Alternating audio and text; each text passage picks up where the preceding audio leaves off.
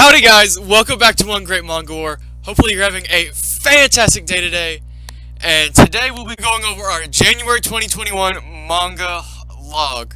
And without further ado, let's get started.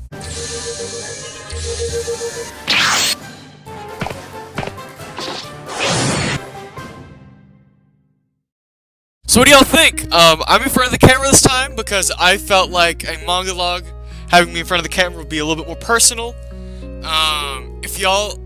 If you do like this, let me know. If you don't, no worries. We'll go back to the old way. The old way is not going away. I mean, you can see right there, there's Goku. Give him a little fist bump. But, yeah, it's not going away anytime soon. So, let's get back to the video. So, right here, we have Tokyo Ghoul Re, volumes 1 to 10. Tokyo Ghoul Re is a very interesting series, to say the least. I have read Tokyo Ghoul volumes 1 through 5, and I did enjoy it a lot. I absolutely loved it. But Re is a completely different beast in general, in my opinion. In Re, it's supposedly set like 2 years in front, 2 years in the future of these characters. It's never stated in the manga though.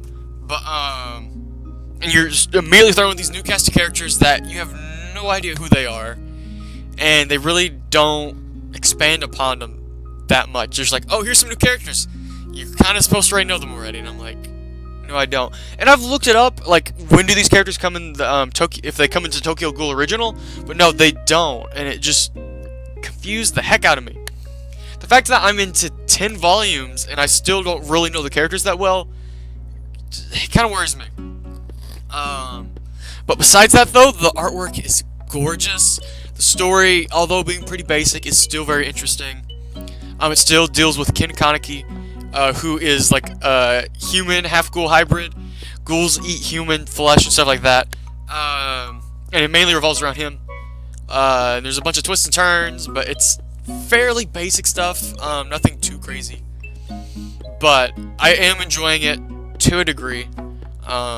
So yeah, that's my first one, is the first 10 volumes of Tokyo Ghoul Re. Alright, the next one we have here is...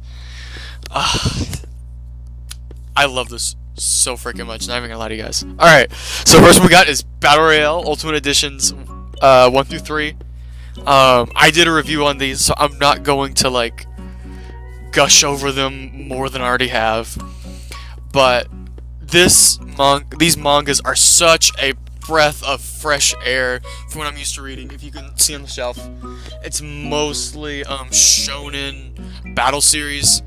And Battle Royale is still a battle series, but it's very different in the way how they do it. Fun fact, the guy who wrote the original Battle Royale book wrote this manga, and he was the creator of the whole Battle Royale genre. So you can consider this a precursor to like Fortnite, PUBG, all that stuff. Freaking amazing. Artwork's gorgeous. It's very fast paced. People are dying left and right, and it's so interesting. You never know when your favorite character is gonna die, and they probably will, like mine did. Rest in peace. I'm not gonna spoil who though, but it's such a good read. Very different, very gory, and not for everybody though. It's got a lot of bad stuff in it. Incredibly gory, and I would only suggest it if you could tolerate it. What's in it, but if you can, oh my word, are you in for a treat? It is such a great manga, and I cannot recommend it enough if you could stomach the contents in it. Moving on past manga though, when I did my manga haul, I said I grabbed some comic books. So we're gonna go through the comic books real quick, and I'm gonna show you which ones they are and what I thought of them. So first one we have here is Howard the Duck, issue 19. Howard the Human with the infamous Spider-Man number 50 cover. Really enjoyed it. Really fun story. Cool thing about Howard the Duck is it's all usually like contained in one issue, the story is, and it's really fun to read this. It was really good. It was really interesting because like he was a human, but like his duck form was still talking to him. It was pretty wacky. I love Howard the Duck so much. Next one we have here is the awesome slapstick.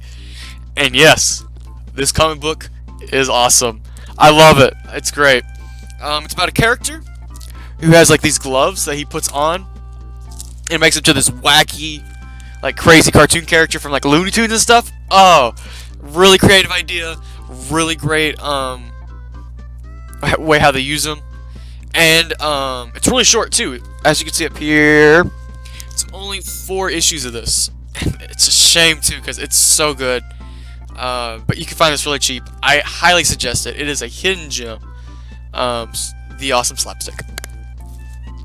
Alright, next one we got some Spider-Man. I mean, who doesn't love Spider-Man? Alright, first ones we got here are Spider-Man 2099 issues 22 and 9. I love Spider-Man 2099. I have a bunch of them already, and this just helps it more. This one was kind of cool. It was about like Spider-Man cult. Like people were finding out about Spider-Man 2099. And he's like, "Oh my goodness, he's a hero or whatever, and he's such a cool character." And they're like, "Oh, I love you." And he's like, "Dude, don't be me. You don't want to be me." And it's a great story. And this one's about his brother finding out that he's Spider-Man, and he's like, "I've known the whole time." And it's a really good story. It's really heartfelt. It's also got a backup story when he was younger.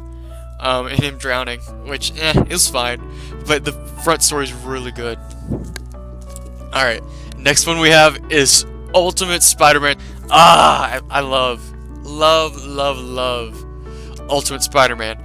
If you need a book to start out with when you're going for comic books, start with Ultimate Spider-Man, and you will not look back. Okay, oh my word. Okay, so this one is 66, 67, and 68. So 67 and 68 is a 2-parter where Wolverine and Spider-Man swap bodies. It is wacky, hilarious, and it's really fun read. This happens right after, spoiler alert, Gwen dies. So it's a really nice breather between the sadness that was happening at that time. And then 68 is about the Human Torch and getting us connected to his character. And eventually becoming friends with Spider-Man. Really great story. I absolutely love Ultimate Spider-Man. It's not my favorite comic book, but it's up there. Yeah. So yeah, to recap, we have Battle Royale Ultimate Editions 1 through 3, Tokyo Ghoul 1 through 10, and Ultimate Spider-Man 66 through 68, Spider-Man 2099. 22 and 9, and then the awesome slapstick number 2, and Howard the Duck, or Human in this case, issue 19. I actually had a blast reading all these, and I think if you want to read any of these, I recommend all of them. But yeah, thank you all for watching. Have a fantastic day, my Gym Champs, and get out there and read some manga.